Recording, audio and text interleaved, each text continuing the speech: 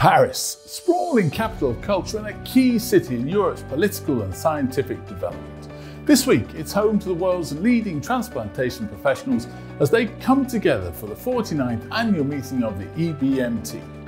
At the Palais des Congrès de Paris, a shiny new exhibition area is built up and ready to go, welcoming delegates to their first face-to-face meeting since 2019, with 46 booths across 5,000 square metres, including the dedicated EBMT hub.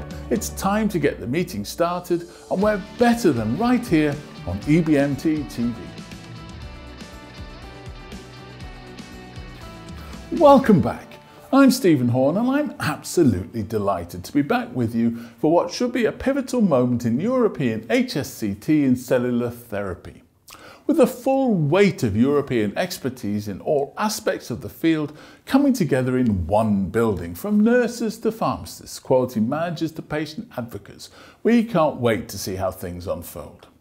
EBMT TV brings you 4 packed episodes throughout the meeting with a daily guide to what's on. In-depth discussion on key issues like cell therapy and GVHD, an interview with this year's Van Beckham Award winner, and coverage of all the top sessions in our daily highlights package.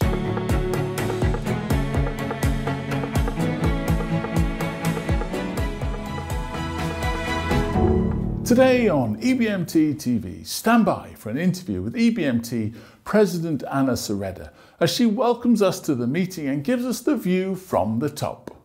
Plus, in our EBMT TV film series, catch the hospitals, institutes and companies improving care and providing life-saving new options for patients from around the world. Catch highlights from them all today and then throughout the meeting.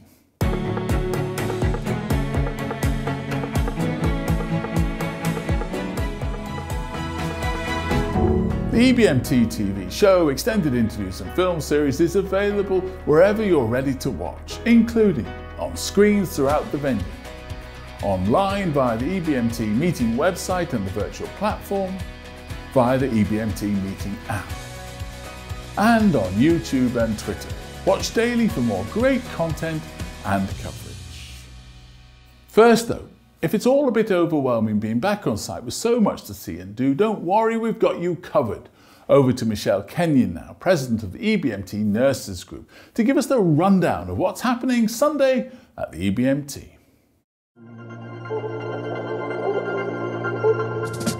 Hi there, I'm Michelle Kenyon, EBMT Nurses Group President. Welcome to day 1 of the 49th meeting of the EBMT. Don't miss the Nurses Education Day starting at 8:30, focusing this year on the nursing challenges in 2023. The Nurses Annual Programme then launches in full on Monday morning with the opening session at 9 o'clock, where we will announce this year's honorary member and the 15th Distinguished Merit Award, followed by our fantastic keynote speakers. We then go through until Wednesday with parallel sessions back for the first time since 2019. Don't miss the Nurses Oral Sessions, the Adult Abstract Award finalists and the Paediatric Abstract Award finalists on Monday, and then the Research Abstract Award finalists on Tuesday. All the award winners, including our Best Adult Poster Presentation Abstract Award and Best Paediatric Poster Presentation Abstract Award, will be announced during the Nurses Group closing session on Wednesday. Today is also the Patient, Family and Donor Day that will tackle important issues such as graft versus host disease, CAR T-cell therapy, sexual function and sexuality after transplant, and the psychological consequences of transplant. We will close the education-packed first day with the opening ceremony, starting at 6:15. You'll get the chance to hear the keynote speaker, Leo Lishnik, talk about post-transplant cyclophosphamide, past, present and future, a very relevant topic. Finally, make sure that you visit our e-poster area either on site from 8:30 to 6 or online for more innovative practice and fascinating research. I hope you really have a fantastic meeting. Over to you, Stephen.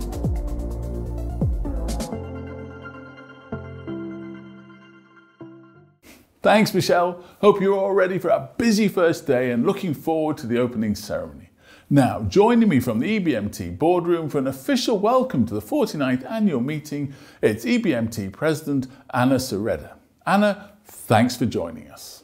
Thanks very much, Stephen. So nice to be here. It's been 4 years since we were all together in Frankfurt. How does it feel, and what does it mean to you to be finally back meeting in person? So I think that probably the two best words to define this situation are excitement and hope. Unfortunately, we were virtual for 3 years for different reasons. And I think that everybody, including myself, is really very happy and excited to be able to be here in Paris for the next 3.5 days, having face-to-face conversations, interaction, networking, and of course, having an excellent scientific program. It's definitely been a long 4 years, especially for clinicians, not least those working in transplantation. What's changed in the field since 2019? In terms of the landscape of stem cell transplantation and cellular therapy, I think that over the last 3 or 4 years, we have seen the advent of CAR T cells that are complementing or eventually competing with stem cell transplantation as the oldest cellular therapy strategy that we have been using. So that has been, or it's going to be, a major change in the future.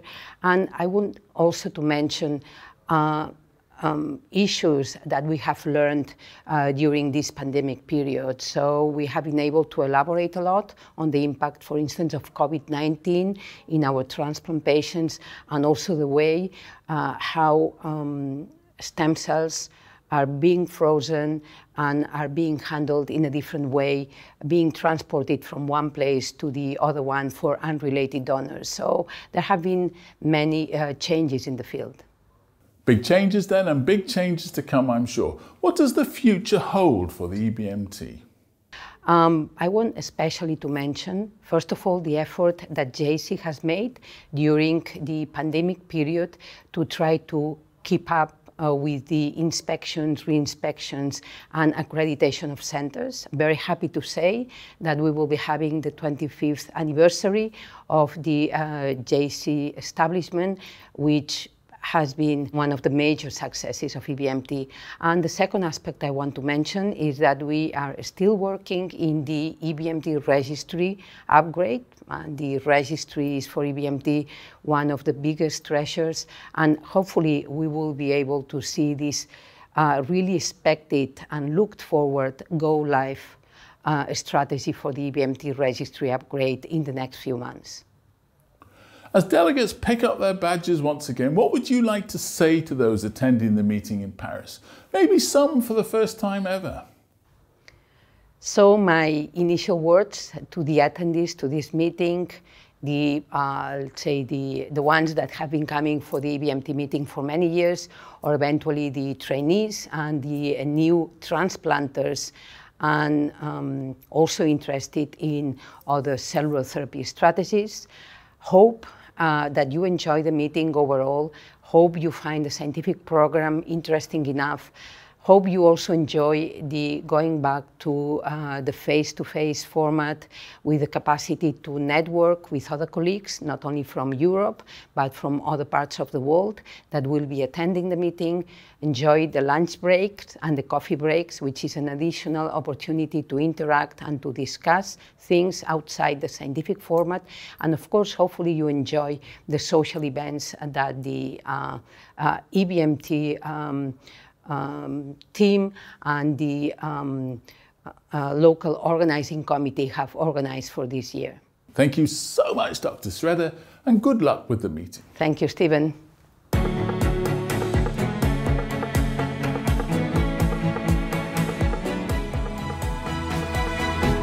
Now, the pace of change in transplantation is relentless, and like you, we want to make sure we do our best to keep up, bringing you the very latest research and latest guidelines in tackling issues like GVHD, administering the latest cell therapies, and much, much more. It's time for our EBMT TV film series. Let's watch the highlights from our trip across Europe, Asia, the USA, and beyond.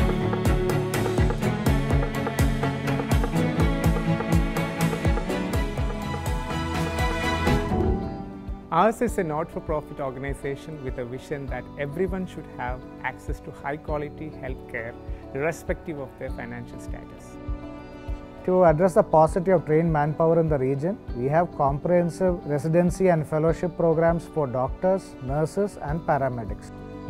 Being a LMIC, we are conscious of the need to reduce costs of healthcare without compromising the quality. We follow all international protocols and guidelines in patient care.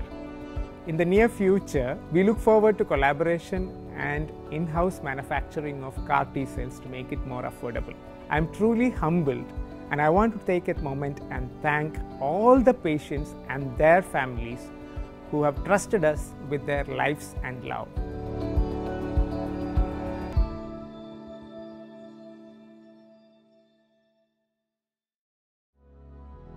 Io sono arrivata al Centro Maria Letizia Verga nel 2019 perché mia figlia Chiara si era ammalata di leucemia nel 2017, che dà la sensazione di essere in un centro in cui i bambini possono continuare ad essere bambini e non solo pazienti.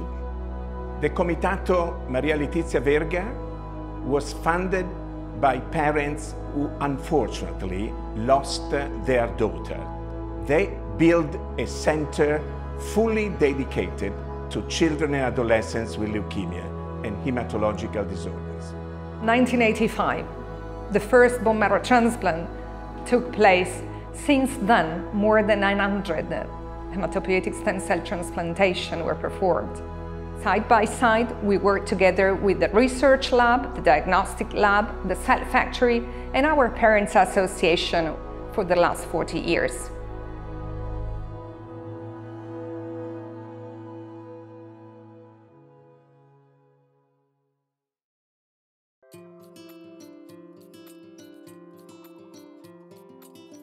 Hematology exists at the Inselspital in Bern, Switzerland, since 1965. As a university reference center for hematology, we are active in the entire field of hematology, namely general hematology, hemato-oncology, hemostasis and thrombosis, transfusion medicine, stem cell transplantation and cell therapy. Our clinic is a university clinic, meaning that research and education are part of our duties along with patient cares. We train young hematologists to be the medical experts in the field in the near future, ensuring continuity in high standard of care. We want to offer more rapid and more accurate diagnosis, to deliver prognosis indicators and to manage our patients with the most cutting-edge treatments as possible.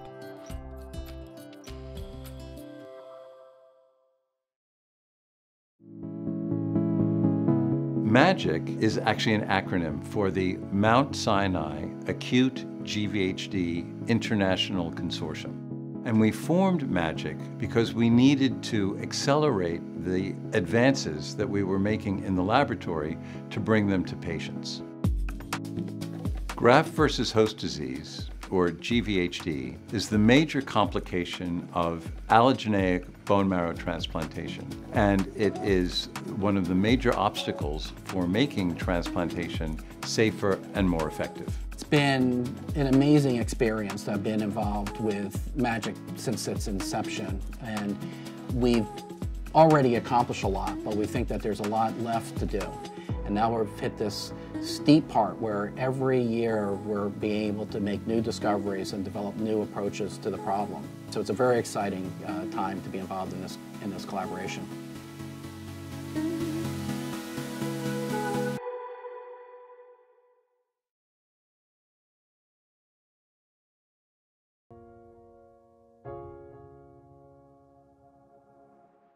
We are honored to be recognized as the National Clinical Research Center for Hematological Disease, which is certified by our national government, representing the top 3 clinical centers of hematology in China.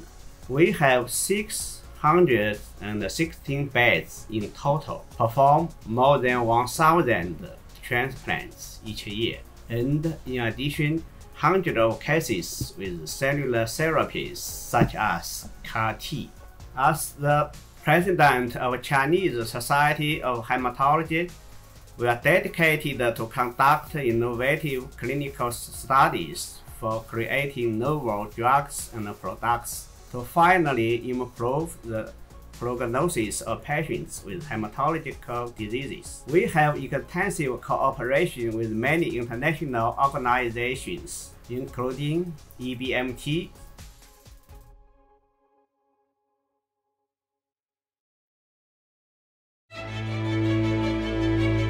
The Osaka International Cancer Institute was founded in 1955. This was the first comprehensive hospital specialized in treatment for cancer and lifestyle-related diseases in Japan. Then in 1977, we succeeded in our first bone marrow transplantation. This marked the beginning of its history as a leading bone marrow transplant facility in the country. We are currently providing hematopoietic stem cell transplantation and CAR-T therapy to 80 patients per year. We are eager to develop state-of-the-art stem cell-based therapies to overcome intractable hematological disorders. Our Japanese study group has reported a promising clinical outcome using allogeneic hematopoietic cell transplantation in patients with ATL. We are trying to develop an artificial intelligence-supported detection system of ATL cells in peripheral blood. It is our hope that this technique will be helpful for the technicians to identify patients with abnormal lymphocytes in peripheral blood, which would contribute to the early diagnosis of ATL. This hospital is one of the best places for young hematologists to accumulate their experiences of cutting-edge cell therapies. In the future, I believe those young doctors will have significant impact in the hematology field nationwide and beyond. Imagine that you received the gift of a transplant and a new lease on life, only to learn that your recovery is compromised by a virus you've never heard of before. Many transplant patients are highly immunosuppressed and experience post-transplant infectious complications that can be serious or even fatal, but our options to address these have been limited. Cytomegalovirus CMV infection may lead to increased incidence of CMV end-organ disease, morbidity, and mortality, all of which can be devastating for transplant recipients and their families. The treatment goal is not only to clear and maintain the clearance of the CMV infection, but to do so while minimizing treatment-limiting toxicities, hopefully improving their prognosis. Commonly used anti-CMV treatments primarily target CMV DNA polymerase and may have efficacy and tolerability limitations for some patients, including the development of resistance, creating a need for alternative agents to combat the CMV infection continuum. Takeda celebrates our partnership with the medical community to deliver an innovative anti-CMV treatment targeting CMV UL97 protein kinase, which is implicated in processes critical to CMV replication, such as viral DNA synthesis, viral gene expression, encapsulation, and nuclear egress of newly formed viral capsids. This represents a significant recent progress. To the transplant community, we thank you for your perseverance and partnership over the years. And we look forward to working together to improve patient outcomes.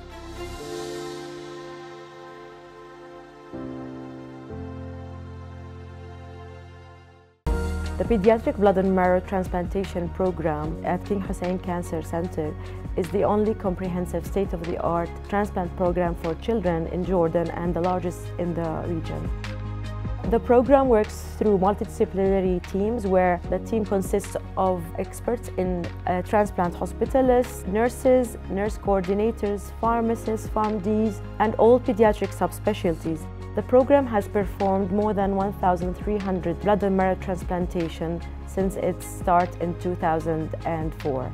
We're hoping for a brighter future, and plans are expanding into a children's hospital. We are working on introducing CAR-T cell therapy in our program, and also we are working on getting the FACT and JC accreditation. We look forward to enhancing our international collaboration and working further with introducing more clinical trials and more robust research.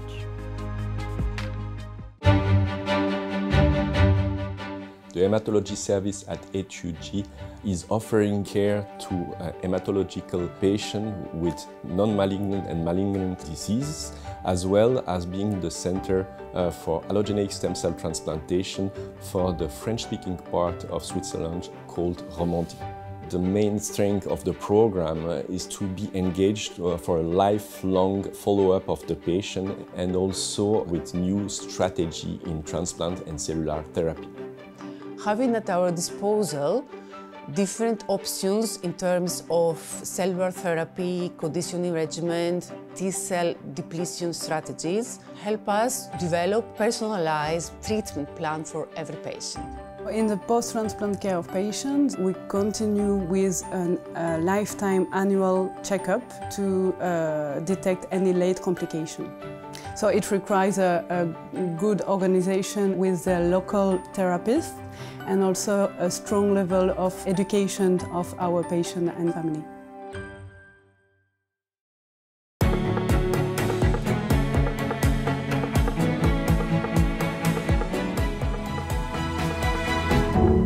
A great set of videos demonstrating the tip of the iceberg of what's been done today to help patients around the world. Those were the highlights. Watch the full 5-minute features from each group online or here at the Congress Centre.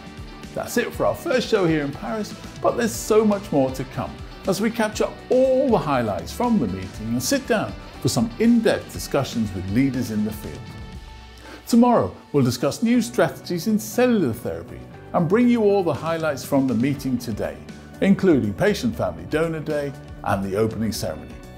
We'll see you then.